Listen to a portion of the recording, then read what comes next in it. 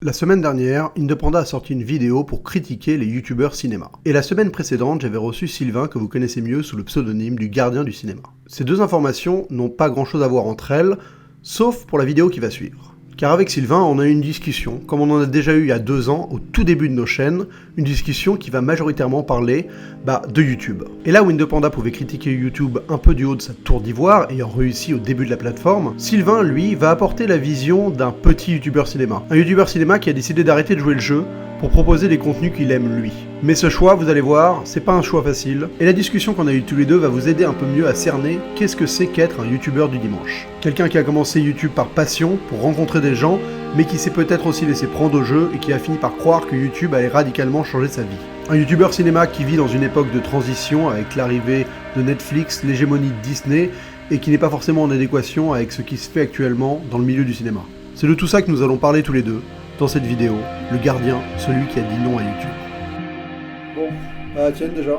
À la tienne. Bon. Merci Sylvain d'être là. Mais merci de m'inviter. Voilà, donc j'avais envie de t'interviewer parce que on s'est pas interviewé mutuellement depuis 2 ans. Depuis 2 ans. Ouais, la première vidéo qu'on a faite ensemble c'était il y a 2 ans. On avait un peu parlé de YouTube, de notre aventure. Tu es le premier youtubeur que j'ai rencontré. Et écoute, c'était pareil pour toi. Voilà, c'était pareil, donc mine de rien c'était le début d'une autre aventure en fait, qui était celle de permettre à YouTube de passer à autre chose, quoi. C'est vrai, de passer du virtuel au réel. Et donc toi c'est quelque chose que t'as accentué, non? Complètement. Complètement. Moi ça a été toute la démarche de ma chaîne, de mon aventure YouTube on va dire. Ça a été toujours de faciliter les rencontres avec les passionnés de cinéma. Et tu es content de ça? Je suis très content de ça, je suis même pleinement satisfait par ça, limite ça me suffit, tu vois, par rapport à justement l'exploitation que j'ai sur ma chaîne. J'ai trouvé des amis, clairement. J'ai trouvé des gens qui ont la même passion que moi et avec qui j'échange et que je vois régulièrement, du coup ça a pris le pas presque sur tout le reste, tu vois. C'est ça, parce que en fait, je fais cette vidéo aussi parce que ta chaîne, t'as fait une annonce en septembre qui définissait une nouvelle ligne éditoriale. Ouais. Le fait de plus faire de zoom, de critiques sur les films en salle. Même si ça n'a jamais été très clair, mais c'est vrai que... Au final, c'est ce qui s'est se passe. Parce que je crois que le dernier zoom que t'as fait, c'est Searching en zoom non, caché. Non, j'ai fait... Glass. Ah oui, t'avais fait Glass, et Creed 2. Mais ouais. C'est les deux, voilà, c'est les 2 films de l'année que j'ai fait. Voilà. Et le truc, c'est que donc tu t'es orienté vers, surtout au-delà de ça, t'es allé en plus de ne plus faire que du quotidien, enfin que des films en salle, t'as aussi décidé de t'entourer systématiquement. Tu fais quasiment plus aucune vidéo seule. Exactement. En fait, si tu veux, le côté se retrouver seul devant sa caméra pour parler des films qu'on a vus, me fatigue. Enfin, me fatigue dans le sens où j'y prends plus forcément de plaisir. Tu vois, il y a un côté... déjà c'est assez contraignant, ça demande un certain rythme d'aller voir des films pour en faire des critiques. Là, depuis que je le fais plus, en fait, si tu veux, je reprends goût à ne serait-ce que mater un film avec la conscience libre et dispo, tu sais, de te dire je mate un film mais putain je suis pas en train de l'analyser en permanence. T'es pas en train de penser à la miniature. Mais exactement, tu penses pas à la miniature, tu penses pas à l'angle que tu vas devoir prendre parce que je sais pas si ça t'arrive mais quand tu mates le film t'es déjà en train de penser à ça quoi. Ah ouais, mais moi le pire c'est le moment où je me rends compte que je pense à la miniature. Et là vraiment je me dis genre c'est problématique. Mec profite quoi. Mais c'est ça. Je suis d'accord. Et du coup je me sens libéré de ça déjà. Dans un premier temps ça me fait beaucoup de bien. Après il y a le côté vie privée qui rentre en compte parce que du coup ça demande vraiment un enchaînement, un rythme qui est très contraignant. Le montage prend du temps, l'enregistrement prend du temps, du coup dans ma vie privée, moi je suis avec 2 enfants, etc., c'est compliqué de trouver du temps pour tout ça. Donc j'essaie, si tu veux, de trouver un équilibre qui me laisse à la fois du temps, qui me laisse profiter du cinéma, et qui en même temps me permettent de continuer YouTube. Parce que j'étais clairement dans une optique où je me disais, là c'est mort, je vais arrêter quoi, tu vois. Moi j'ai cru que t'allais arrêter. Ouais, j'en étais persuadé aussi. J'ai même contacté des gens dans mon entourage en disant c'est bon, c'est fini, j'arrête, tu vois. Ça c'était quand à peu près? C'était il y a genre un mois et demi, tu vois. Ouais, ça c'est vraiment il y a pas longtemps. Là, t'as eu un espèce de creux, t'as pas fait de vidéo pendant un mois, Moi je pensais pas que t'allais revenir. Non mais clairement, enfin voilà. Moi tu sais, j'ai fait des vidéos je me suis exprimé un peu sur ce que je ressentais par rapport à YouTube et par rapport à l'image que ça engendre et tout ça. Je suis pas super emballé par tout ce qui se fait. Alors, c'est délicat parce que t'en fais partie aussi, et donc je vais dire des choses, il faut pas que tu te sentes jugé, tu vois, parce que je veux dire. J'ai aucun problème avec ça. Parce que voilà, j'assume ce que je dis, et je pense pas que ce soit une attaque envers les autres. Tu vois, c'est juste, on a tous nos opinions, comme tu me le disais tout à l'heure quand on discutait ensemble, l'essentiel est que chacun y trouve son compte. Là-dessus, on est tous d'accord, tu vois. Le fast-cam pour faire des critiques de films en permanence comme ça, et puis surtout des critiques qui sont des films à succès, où tu sais que la vidéo va te mater, et pas forcément faite pour les bonnes raisons. Je vais m'expliquer, c'est-à-dire que quand tu le fais, enfin moi le plaisir de faire YouTube, c'était partager ma passion du cinéma, tu vois. Et je pense que quand tu rentres dans un schéma où tu as besoin de faire des vues, et où tu prends goût à faire des vues, tu rentres dans une motivation qui est différente, qui va être celle... Soit justement, t'en avais parlé justement sur Twitter un jour en disant que c'était presque un jeu, limite comme le PMU, tu vois, où tu misais sur des vidéos et ça marche ou ça marche pas, ça devient passionnant pour toi. Et je pense qu'il y a ce côté-là qui rentre en jeu, c'est-à-dire que tu vas prendre goût au jeu, mais le jeu ça peut être très malsain aussi. Et il y a le côté financier, c'est-à-dire que t'as ceux qui vont vraiment aimer gagner de l'argent grâce à ça et qui vont rentrer là-dedans et qui vont essayer d'engranger de plus en plus d'argent. Encore une fois, c'est pas une chose que je critique, c'est juste quelque chose que je constate et quelque chose qui correspond pas à ce que moi j'ai envie de faire sur YouTube. J'aimerais gagner de l'argent. Tu vois, quand je vois ce que certains gagnent, je me dis putain c'est beau quand même, tu vois. J'aimerais que ça m'arrive. Mais je trouve que la quête du succès, la quête de la reconnaissance, parce qu'au final c'est ça qu'on cherche quand on est sur YouTube et qu'on cherche à faire des vues, c'est être reconnu, avoir voilà, un retour du public, avoir une aura, avoir tout ce que tu veux, enfin tu l'entends comme tu veux, mais ça reste un besoin de starification, d'exister, ouais. Un besoin d'exister, un besoin d'être reconnu. Et je trouve que c'est pas la motivation qui doit être la motivation principale. C'est-à-dire celle juste d'échanger sur le cinéma. Quand je dis ça, je sais que ça fait très pédant et que ça fait le mec qui se situe en dehors et du coup qui se la pète, mais c'est pas mon intention, tu vois ce que je veux dire. En fait, je fais beaucoup de sacrifices, l'air de rien, de pas rentrer là-dedans. Pas totalement. C'est-à-dire que j'ai compris les règles, je sais que je pourrais faire, même si je serai jamais parmi ceux qui font le plus de vues pour X raisons. J'ai compris les règles du jeu, j'ai compris comment on pouvait réussir, mais je me suis clairement dit, mec, si tu vas là-dedans, c'est pas du tout ce que tu es et ce que tu as envie de véhiculer. Non, parce que c'est marrant, parce que avant que tu changes radicalement ta chaîne, tu venais de gagner le prix du Bordeaux Geek Festival, donc tu étais élu meilleur youtubeur de l'année, donc c'est quand même quelque chose de gratifiant qui peut donner une dynamique. Tu avais été cité dans la vidéo de Doc7. Ouais, c'est vrai. Donc tu étais vraiment, on sent vraiment, on va dire, au sommet d'une forme d'aboutissement de ce que ta chaîne représentait à l'époque. C'est vrai. Et tu as brisé ça pour vraiment partir parce que ça a fait presque l'effet contraire de ce que ça aurait pu engendrer. Bah non, souvent ça se passe comme ça, d'ailleurs, tu touches un sommet, après tu redescends. Ouais, mais c'est ça, la sensation, tu sais, d'avoir accompli, tu sais, les rencontres abonnées sur Montpellier. Quand j'ai fait la 3ème, je m'étais dit dans ma tête, je me suis dit, je fais la rencontre et je boucle l'histoire, tu vois. J'étais dans un mode, j'ai réussi, entre guillemets, je dis jeu parce que pour le coup, c'est ma petite fierté, on va dire, à créer un engouement. Je revois des gens sur Montpellier qui me disent, putain, j'ai connu un tel, c'est grâce à toi et tout, maintenant on se voit tous les jours et tout, c'est génial. Et je me dis, c'est bien, tu vois, c'est cool. Du coup, j'ai la sensation de me dire, bah c'est bon, en fait, t'as fait le tour, tu vois. T'as goûté au jeu, t'as vu ce que c'était, t'en as profité, t'as eu des retours positifs. T'as réussi à engendrer un truc où les gens se voient et tout, machin, bah voilà, c'est bon. Moi, je me suis fait des potes autour, et il y avait une sensation d'accomplissement. Bah du coup, ça te fait te remettre en question, quoi. Du fait aussi que, justement, que j'ai une vie privée et que j'ai envie d'y passer du temps, j'ai pas envie de la rater, et je trouve que youtubeur, t'es obligé, malgré tout, de faire beaucoup de concessions. Et donc, ben voilà, je suis pas tout jeune, même si... on dirait. Non mais c'est vrai, enfin là j'ai 36 ans, il y a un moment donné où je me dis putain mes gosses ils en ont 5 et 6, je peux pas passer à côté de ce moment-là, c'est trop important quoi, tu vois.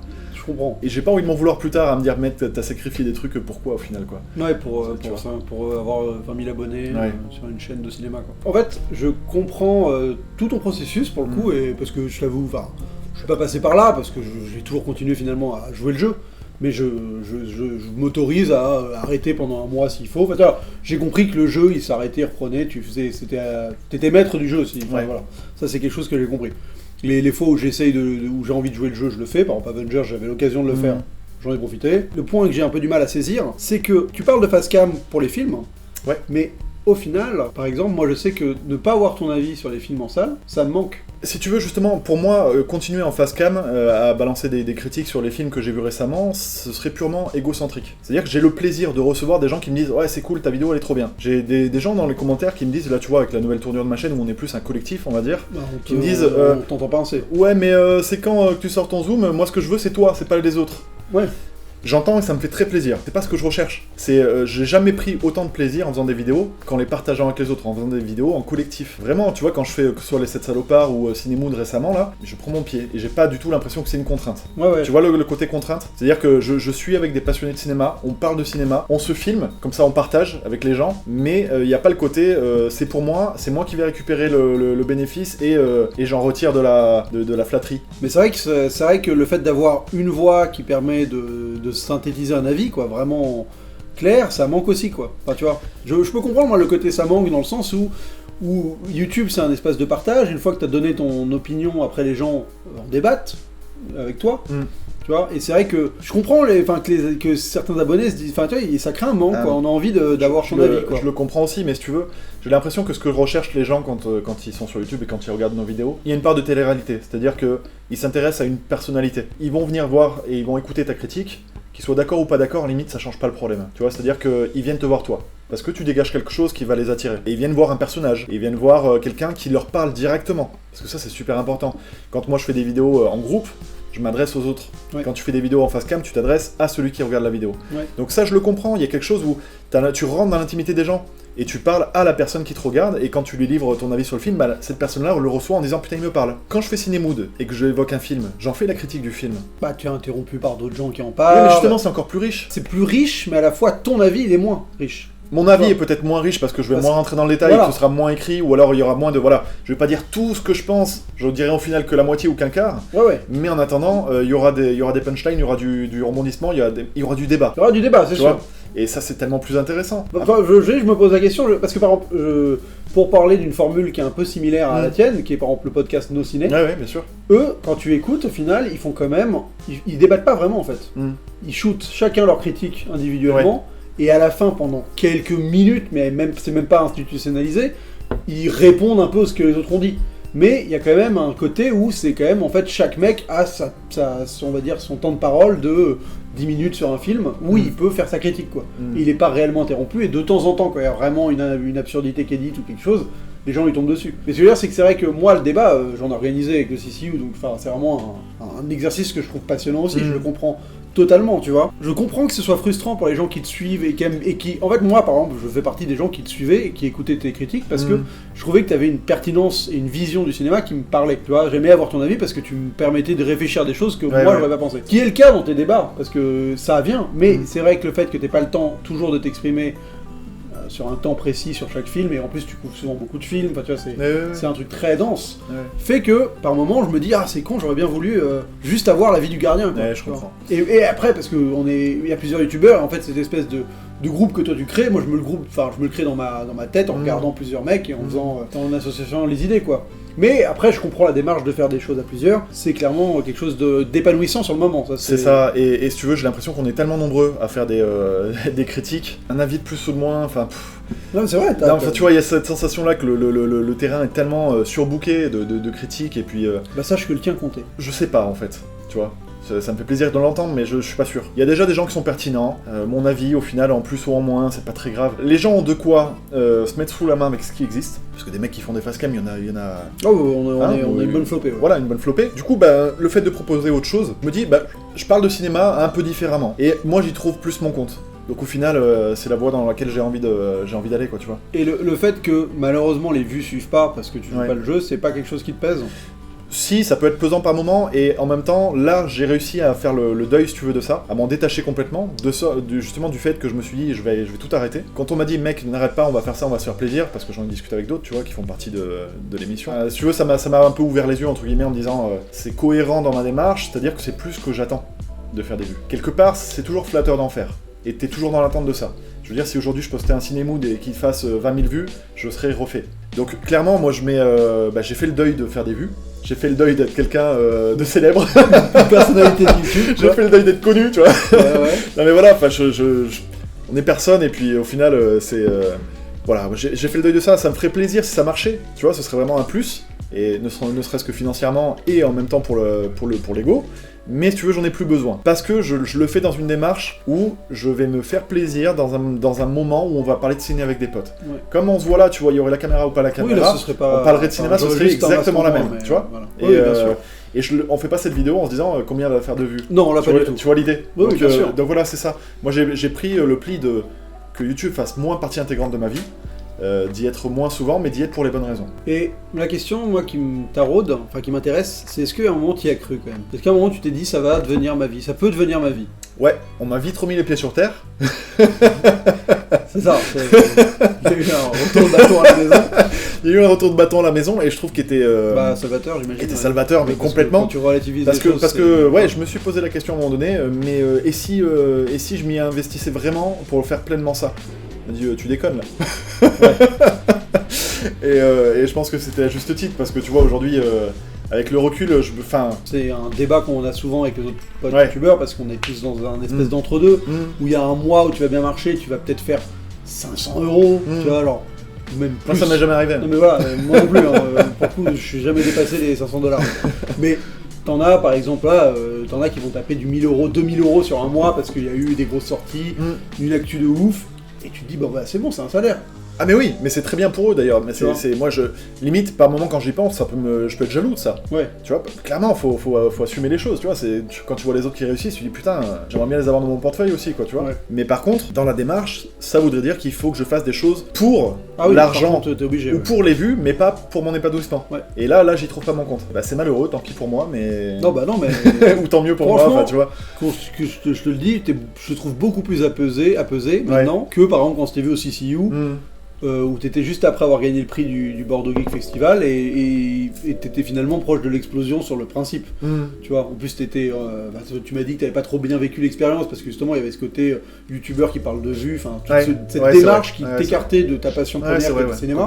Et je te trouve là beaucoup plus apaisé et je sens que t'es plus en adéquation avec toi-même. Non mais c'est le cas. Donc c'est pas, tu vois, c'est quoi qu'il arrive, t'as fait le bon choix. C'est le cas. À ce niveau-là. Ne serait-ce que par rapport à tous les autres youtubeurs, t'en fais partie aussi, je me détache aussi beaucoup de ça. C'est-à-dire que vos vidéos, je les regarde beaucoup moins.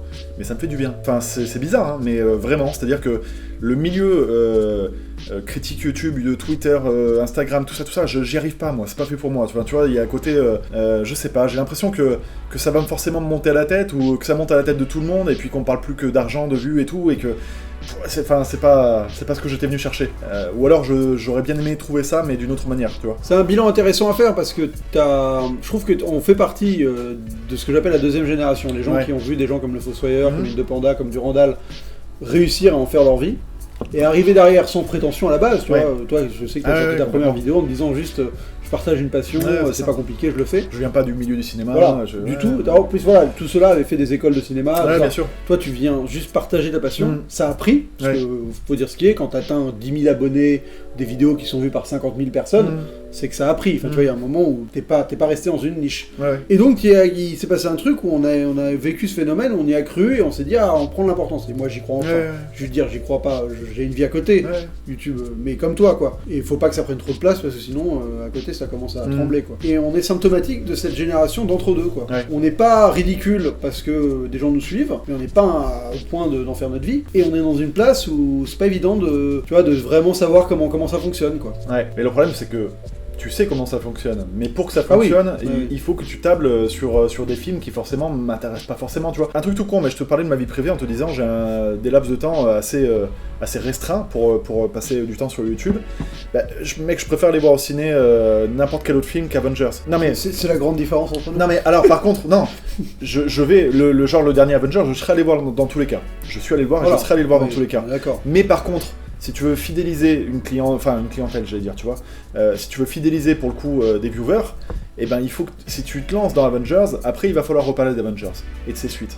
Et des films qui... Voilà, tout ça, moi, ça, en fait, ça m'intéresse pas. T'es obligé de cibler sur les films qui vont cartonner.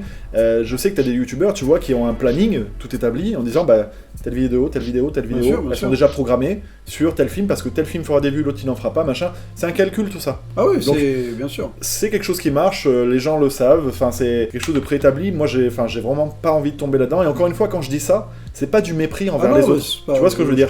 C'est pas du jugement par rapport aux autres, c'est juste que moi, j'ai pas envie de ça. J'aimerais avoir le succès qui va avec sans le faire. Malheureusement, j'ai l'impression que c'est pas possible. Faut proposer quelque chose de vraiment extraordinaire. Voilà, c'est ça. Tu vois, genre des mecs comme Chronique Fiction récemment, ou des trucs vraiment... il faut que ce soit largement au-dessus de la mêlée. Et encore, c'est pas dit que de nos jours, vraiment ça... Non, si t'as pas en plus le coup de pouce d'un mec hyper grand derrière toi qui t'aide, je pense pas que ça... C'est très très... tu vois, je vois plein de youtubeurs qui font des vidéos de dingue, et qui ont moins ou autant que nous, mais qui sont pas à des chiffres extraordinaires, moi, Mm. tu vois. Moi, j'avoue que, tu vois, je me suis fait vraiment une espèce de réflexion récente où je vois les vidéos sur lesquelles je taffe beaucoup, tu vois, des Ouais. vidéos qui vont me prendre vraiment à l'écriture, mais des jours, parce que je visionne plein de films, je les analyse, machin.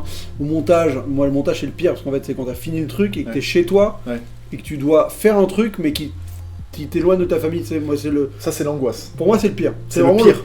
Tu vois, non, C'est mais le c'est ça, pire. c'est le moment où tu t'isoles chez toi, C'est le et pire. t'es là, mais t'es pas là. T'es pas là. T'es pas là. Voilà. Parce que t'es là, et ça, mais. T'es pour pas la là. famille, je trouve que c'est super. Autant quand tu fais une vidéo, tu fais une vidéo, Mm. ça dure tant. Mais le Mm. montage, c'est pas réellement combien de temps ça va Ouais. durer. Bon, bref. Mais c'est sûr que YouTube, c'est un piège, hein, parce que tu peux vraiment te perdre dans des espèces de. Moi, je trouve méandres. que t'avais très bien résumé ça quand tu parlais de jeu. Mais ça, tu c'est comparais- il y a parce vraiment que une parce que partie parce que PMU. c'est ça. Tu vois, c'est pas forcément assumé chez tout le monde. Toi, tu l'as dit ouvertement. Oui, oui. Mais c'est clairement ça. Tu mises sur des vidéos, sur des films, sur des machins, et tu mises sur une miniature, et tu mises sur tout un ensemble de trucs. Mais le jeu, ça peut être très addictif et ça peut être destructeur. Mhm. Et YouTube, je trouve que c'est très destructeur. Si c'est pas dans ta vie personnelle, ça peut être mental. Tu vois, enfin, c'est très dangereux, je trouve. Ouais, tu en peux plus, prendre il y a la grosse une tête, espèce tu de, peux- voilà, de petites célébrités qui se Ouais, créent. bien sûr. Parce que t'y crois, t'as des gens qui te disent tous les jours, ah, c'est trop bien ce que tu fais. Ouais. À force, tous les jours, tu finis par y croire. Ouais, c'est sûr. Et c'est très con. Parce que enfin bon, c'est bien ce qu'on fait, tu vois. Mais ça mérite peut-être pas de se considérer au-dessus d'une certaine mêlée, ou enfin j'en sais rien, tu vois. Ouais, je comprends. Bah, plus après, le problème c'est qu'on est chiffré, donc t'as l'impression que tu fais plus de vues, donc t'es plus important. Oui, exactement. Il y a ce jeu-là aussi où celui qui fera le plus de vues sera forcément le meilleur. Voilà, la question que j'avais envie de te poser un peu, c'est aussi qu'on vit une période de transition qui est Ouais. intéressante en termes de cinéma. Ouais. Il y a la fin du dématérialisé, Mm. il y a Netflix et les services de SVOD, VOD qui prennent beaucoup de place. Et comment toi tu te situes par rapport à ça aussi, par rapport au fait de parler de cinéma? Je sais que toi t'as des convictions fortes là-dessus. Ouais, j'ai l'impression d'être un vieux con. C'est ça, t'as l'impression d'être un vieux con.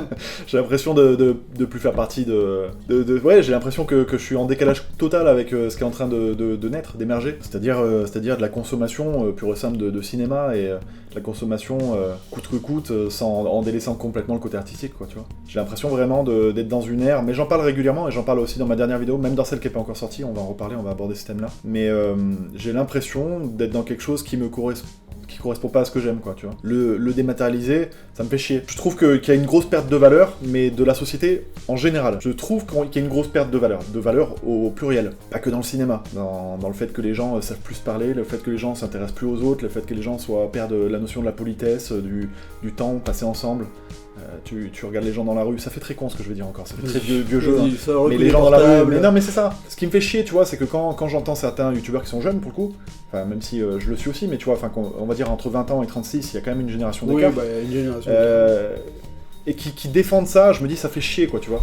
On peut défendre des valeurs sans être un réac. Les valeurs sont pas forcément négatives, elles sont pas forcément dépassées. On peut être révolté par ce que devient Hollywood, par je sais pas moi, par la façon dont les gens matent un film, par la façon dont ils le reçoivent, la façon dont ils en parlent. Ça peut nous déranger.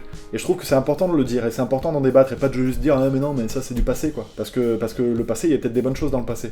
Il y a sûrement des très bonnes choses dans la technologie d'aujourd'hui, dans les technologies, et d'ailleurs la technologie a toujours fait avancer l'être humain dans des bonnes façons, mais la technologie ça doit être un outil et pas une fin en soi. Et là je trouve que la technologie prend le pas sur tout. On regarde des films pas de la bonne manière, je trouve, on vit le cinéma pas de la bonne manière, j'ai l'impression que les cinémas sont en train de crever, j'ai l'impression que les gens qui aiment le cinéma sont en train de crever aussi. Ouais, alors que pourtant il n'y a jamais eu autant d'émulation quasiment. Oui, mais il y a jamais eu autant d'émulation, mais c'est plus pour les mêmes raisons. Ouais, mais voilà, tu vois, enfin... Avengers, je sais pas si t'as pris ton pied en termes de réalisation, mais moi pas du tout, quoi. Et j'ai essayé de regarder ça en me disant, bon, écoute, le prends pas comme un grand film, essaie de le voir par pure distraction, et j'ai pas pris un seul plaisir, mais vraiment pas. Et ça, t'avais pas envie d'en parler J'avais envie d'en parler, et enfin, c'est bête ce que je veux dire, mais la vague de critiques qui est parue sur YouTube m'a un peu découragé d'en parler. Parce que trop de nombres, trop de... Enfin... Tu t'es dit, je vais être perdu dans la masse? Ouais, mais pas en termes de vues, tu vois, c'était pas le côté je vais être perdu, je vais pas faire de vues parce qu'il y a déjà trop de monde qui en place. Ouais, c'était plutôt de me dire, mais merde, à quoi ça sert, quoi? font chier à tous en parler, là, je vais pas rajouter mon grain à... Tu vois. Ouais. Oui, j'avais beaucoup de choses à dire dessus parce que j'étais très énervé en sortant de la Ouais, mais séance. c'est ça qui est surprenant, c'est que pour le coup, ta voix, c'est là où je reviens à ce que je disais au début, c'est que ta voix, elle a toujours été t'as jamais fait dans le consensus, tu vois, Ouais. sans être un hater, enfin tu vois, t'as toujours eu ta voix propre qui, pour le coup, avait une vraie pertinence, moi j'ai trouvé. Des mauvaises critiques de Avengers, j'en ai pas vu beaucoup. Des bonnes mauvaises critiques en fait. Ouais. Tu vois, des mauvaises critiques qui je sont sais pas pas dire. juste des gens qui n'ont Oui, jamais aimé Oui, bien sûr. les Marvel Ouais. et donc qui sont incapables d'avoir vraiment une opinion dessus Ouais. un peu logique. Mm. Enfin, je veux pas cracher sur les trucs, mais bon, t'écoutes nos ciné, Mm. les mecs ils te disent non mais Hawkeye, qu'est-ce qu'on en a à foutre de ce personnage? Enfin, mec, dans ce cas, tous les films, t'en as rien à foutre des personnages quoi. Enfin, je veux dire, si tu parles du film en te disant ce perso, je m'en branle, à quoi ça sert d'en parler en effet. Mais toi, ça a jamais été ton optique, t'as jamais été un haters de Marvel Oui, c'est particulièrement. Au contraire. Donc, voilà, au contraire, parce que je me souviens de critiques comme Les Gardiens 3, Le Gardien 2 où t'avais bien aimé, t'as appelé ta chaîne par les gardiens, quand même, tu vois, un truc. Et donc j'aurais bien voulu avoir ton avis dessus comme ça, quoi, juste pour me dire, bon, bah, j'ai l'avis de Sylvain, et au moins je peux réfléchir au mien, quoi. T'en parles dans ta vidéo. Oui, c'est ça. Donc C'est ça, tu vois, au final, moi je me dis. On a plus de lumière, mais ça marche. On a plus de... Je me dis, je m'y retrouve parce que finalement j'en parle quand même. Oui, tu vois. c'est ça. Alors oui, c'est pas du fast cam, je m'adresse pas directement Oui, à c'est- quelqu'un, mais je donne mon avis quand même. Ouais. Alors Après, oui, c'est juste que c'est noyé dans oui. autre chose. Et il est pas assez. Au final, ce que je dis, c'est pas une critique du film. Oui. Je parle d'un ressenti et d'une analyse du phénomène, mais je fais pas une critique Oui, du en film. plus, oui, c'est ça. Ça c'est vrai. Peut-être que je ferai une critique d'Avengers Endgame. Hein. Ouais, Je sais c'est pas. Je sais pas. T'as rien C'est- à perdre. Hein. Je suis sorti, j'étais révolté. Ça rejoint le sujet, la question que tu m'as posée, si tu veux. J'étais un peu révolté et j'étais un peu à me dire, mais putain, en fait, je suis complètement en retrait de tout ce qui est en train de l'émergence de tout cet amour pour quelque chose qu'en fait j'aime pas. Parce qu'en plus, tu l'as vu en séance de minuit. Ouais. Donc t'as vécu la séance que J'ai vécu un enfer, que mec. moi aussi j'ai dû vivre. Où les gens, Oui, quand oui, Captain America chope oui, le marteau, mais c'est c'était tout le génial. monde se Non, lève, mais oui, d'accord. oui, quand il chope le marteau. Mais quand il chope le marteau, moi j'ai regardé tout le monde autour de moi. Et je dis D'accord. mais non. Ah ouais. Moi j'étais à côté de David, Ouais. qui était un peu pareil que toi. Ouais.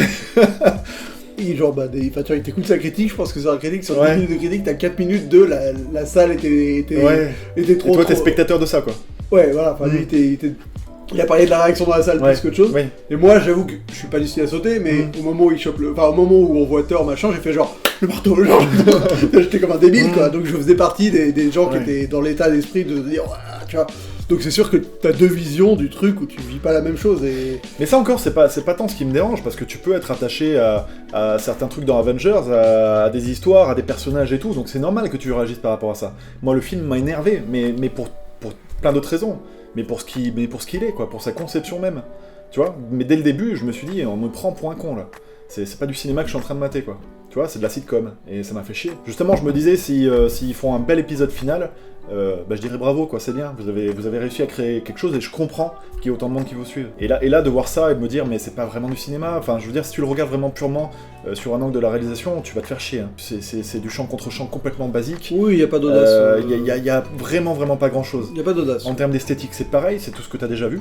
Oui, y a pas de- avec certains fonds verts très dégueulasses d'ailleurs aussi, je sais pas si t'as ressenti ça, mais Non, moi les effets spéciaux, je les trouve toujours... Enfin, pour le coup, là, ça m'a pas choqué. Mais après- ok. Moi, il y en a certains que j'ai vraiment trouvé. Enfin, tu vois le fond vert derrière. Bon, après, c'est voilà, c'est bon, voilà.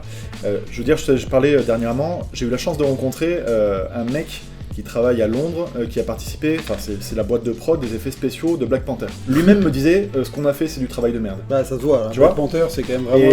Et malgré tout, t'entends des gens qui vont te dire Black Panther, c'est magnifique. Bah, il était nommé aux Oscars. Non, mais les effets spéciaux. Hein. Donc, c'est... C'est pour ça que je regarde plus les Oscars depuis un petit moment, tu vois. même dans le visuel, j'ai pas forcément trouvé mon compte. Et alors en termes d'enjeu, au bout de 5 minutes, bah les gars, on va remonter le temps et puis on va buter Thanos. Ah, bon bah ok. et enfin tu vois, je m'y suis retrouvé dans rien en fait. Je me disais bon, je vais être au moins distrait et puis j'ai pas eu mon compte non plus. Enfin, ouais. Alors que je suis venu pour aimer, tu vois. Ouais, bah, Genre comment Infinity tu vas War, sortir je l'aimais. de ouais. Je me suis dit là, je vais avoir la fin, ça va être génial, ça va être drama à fond et tout. Mais pourquoi en termes de mise en scène, on est sur la même veine, hein. Je veux dire, il y a Bah, pas je plus trouve d'audace pas, parce que- dans- oui, non, c'est dans sûr, l'un que dans l'autre. c'est sûr, À part mais- dans Infinity War, je retiendrai le plan où ils sortent dans la rue, là. Je suis d'accord avec toi. Sinon, le reste, ça reste... Ouais, c'est vrai, t'as raison. Mais justement, moi j'avais aimé. Il y a plus de combats, et les combats, c'est vrai que les Russo, ils savent un peu C'est plus... ce que j'allais dire, j'avais aimé Infinity War pour son côté distrayant, parce qu'en termes de film d'action, voilà, super héroïque, machin, bah, t'as de l'action, Ouais, c'est vrai. t'en prends pour ton grade à ce niveau-là, tu vois. Et ben ça tu l'as pas, et puis ils essaient de faire du drame, et je trouve que ça marche pas du tout. On joue plus avec le spectateur qu'avec le cinéma. On fait quelque chose de très académique, même pas académique, très Ouais, plat. c'est vraiment le neutre au possible. Neutre au possible, mais t'as l'évolution des personnages que t'as déjà connus, donc tu seras content. Chargé de 22 films derrière. C'est ça. Ouais. Mais c'est ce qui me fait chier, parce qu'au final, ça, c'est ce que t'as dans les séries. Et... Oui, bah de toute façon, il y a un parallèle qui existe, qui commence à se créer. Ouais. Enfin, mais je veux dire, après, ça se débat, parce que même des séries, t'en as des hyper audacieuses visuellement. Ouais, mais elles se comptent sur les doigts de la main. Et Ouais, de moins en moins. Enfin, tu vois, bon, c'est un autre débat, je suis Ouais, d'accord, ouais. mais je comprends ce que tu veux dire dans le sens où ils exploitent pas le fait que ton attention va être captée à 100% sur un écran, sur une image, et que c'est comme ça que tu es supposé raconter l'histoire. les scènes où Tony Stark, il discute avec sa fille, ou je sais pas, il aurait pu avoir des trucs putain de puissants, même quand il revoit son père. C'est filmé tellement de façon neutre. Que tu regardes ça, moi je me disais à quel moment ils font du cinéma. Vraiment, je ressentais ça en voyant le film, tu vois. Non, pour le coup, je peux comprendre. C'est pas là-dessus que je défendrai le film, donc ça sert à.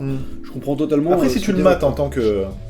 Continuité en tant que avant, série, parce que je reviens là-dessus, mais voilà, si tu le mates en tant que suite de l'histoire, et bah tu trouves peut-être ton compte. Bah moi, je t'avoue que j'ai fait un rewatch de tous les films du MCU. Oh mon dieu, tu t'es affligé ça. Mais c'était bien, non, franchement, j'ai kiffé. Tout l'été d'avant. Ouais. Donc pas genre juste avant, tu vois, en plus c'était pas genre un truc. Je l'ai pas fait juste avant Endgame en me disant faut que je. Non, pendant l'été, je les ai fait dans un ordre aléatoire, machin.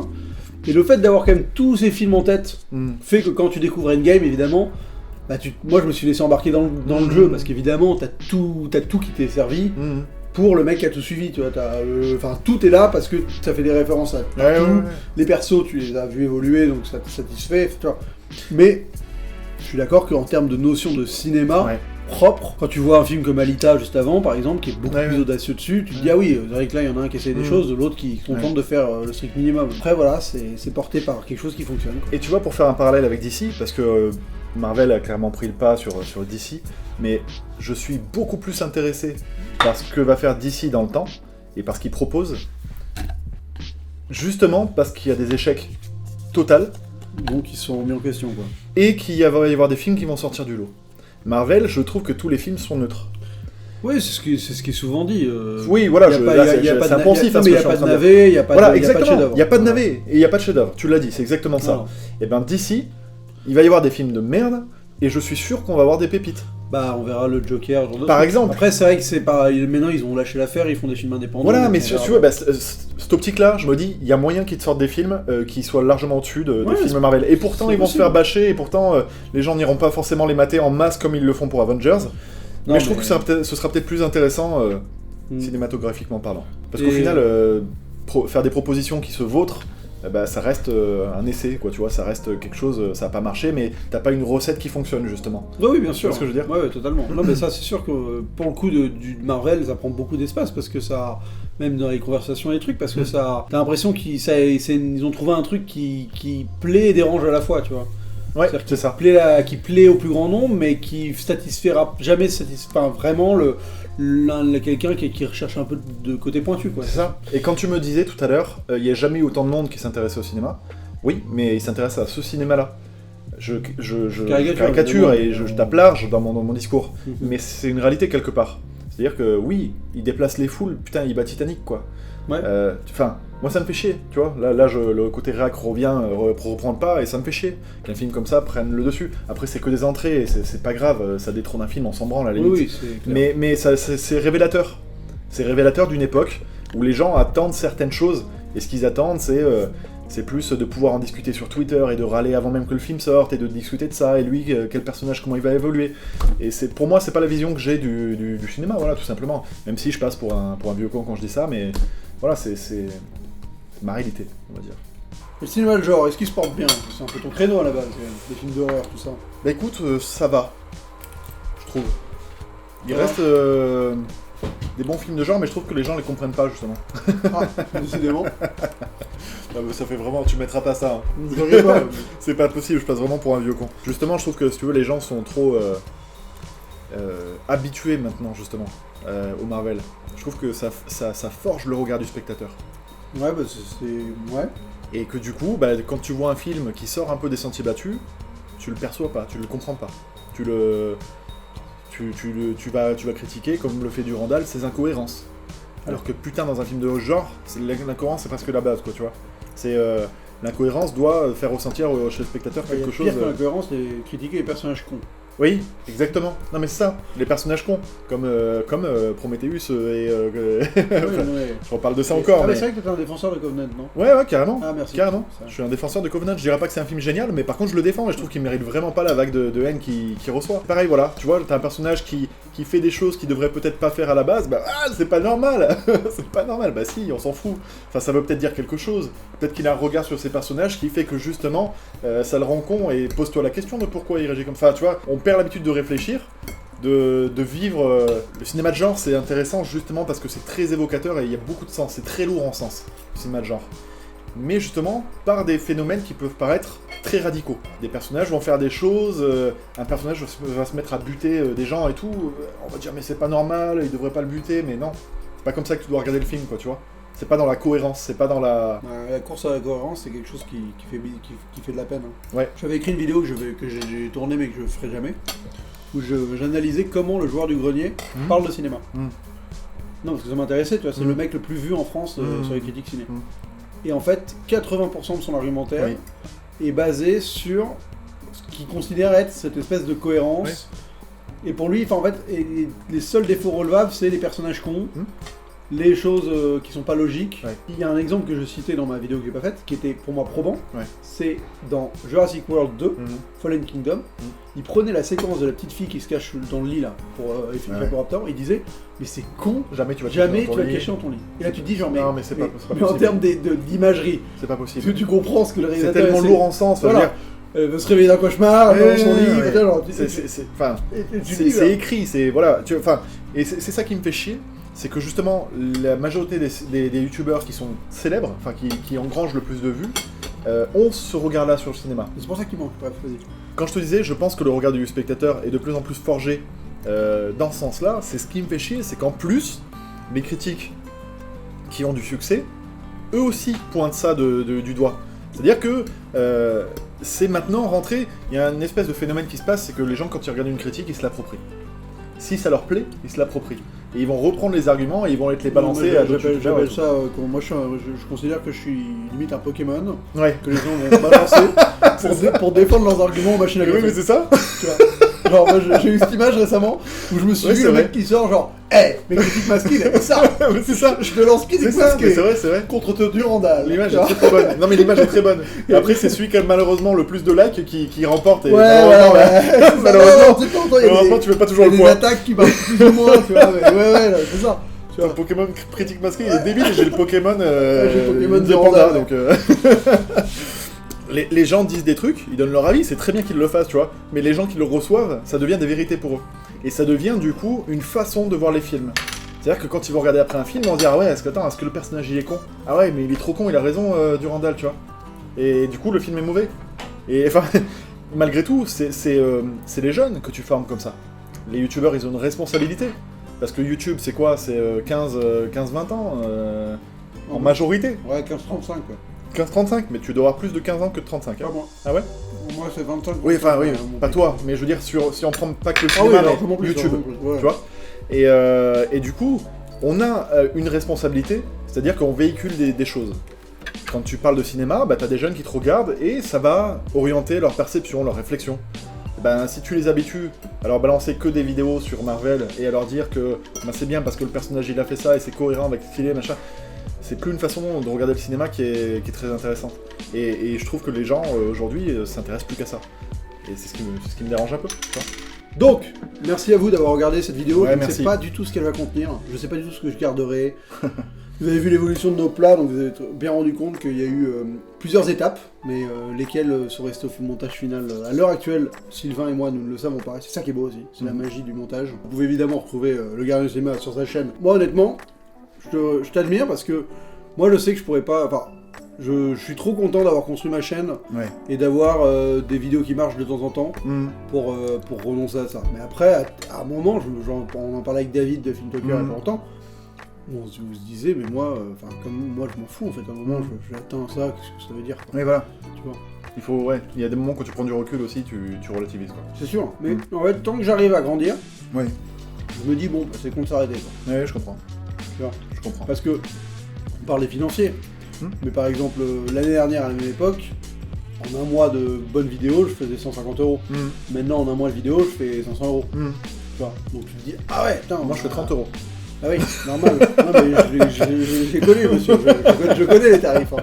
Je les manipule. Non, mais donc tu te dis, putain, bah attends, je suis passé de 30 € la première année, 150 la deuxième, 500 la troisième. Ah bah l'année prochaine, ce sera peut-être 1000, 1500. Tout ça en parallèle, parce que j'ai trouvé un rythme qui me permet de faire ça en parallèle de ma vie. Et qui est pas trop handicapant. Après, faut connaître ses batailles, quoi. Parce que c'est sûr que quand je vois des mecs comme Jackman ou Rage le Gorilla, tout ça, tu peux pas lutter, les mecs. Ils voient les films en avant-première le mardi, il faut leur critiquer le mercredi. C'est imbattable. Tu vois, moi à Paris, en plus j'ai de la chance, je suis invité à 2-3 points de presse, donc quand je bosse pas, je peux y aller. Mais toi, t'es à Montpellier, enfin c'est... Non, c'est pas possible. Mais c'est vrai, tu vois, à l'époque où je me disais, bah tiens, peut-être que ça peut marcher, tu vois, je me disais, putain, c'est quand même con que je sois pas sur Paris, parce que ça me ferme énormément de portes. Ouais, bah, au final, t'as trouvé ton harmonie ici aussi, en rencontrant des gens, en créant ton microcosme. Complètement. Non, c'est ça qui est bien, hein. On devait conclure à la base. Ah oui, c'est vrai. Bon, bref, on se retrouve pour une prochaine vidéo. Merci d'avoir été patient. Ouais, merci Sylvain d'avoir accepté cette petite invitation. Invité. C'est toujours un plaisir de parler ciné et YouTube avec toi. On parle YouTube au départ parce que c'est une aventure commune qu'on vit, donc c'est normal qu'on la partage. Mais vous avez vu, on est vite retombé sur le cinéma. Enfin, je sais pas quelle partie du cinéma je vais garder, mais en tout cas, on a aussi des choses à défendre sur le cinoche, quoi. Mais là, on va parler d'autres choses, on va parler cinéma français et tout ça, donc ça vous intéressera pas. Ça ne vous intéressera pas. On se retrouve très vite pour une prochaine vidéo. Et d'ici là, bonne toile! Merci beaucoup d'avoir regardé cette vidéo jusqu'au bout. Vous pouvez évidemment la partager, vous abonner à la chaîne de Sylvain, vous abonner à ma chaîne, et vous pouvez aussi soutenir le programme court humoristique Les meilleurs scénaristes d'Hollywood que je fais avec David de The Film Talker sur Tipeee. Voilà, n'hésitez pas, il y a plein de bonus rigolos à gagner si vous participez, et ça nous aidera beaucoup pour rendre ce programme meilleur.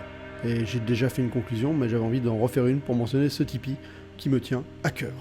Merci beaucoup d'avoir suivi tout ça, et à très bientôt. Bonne toile.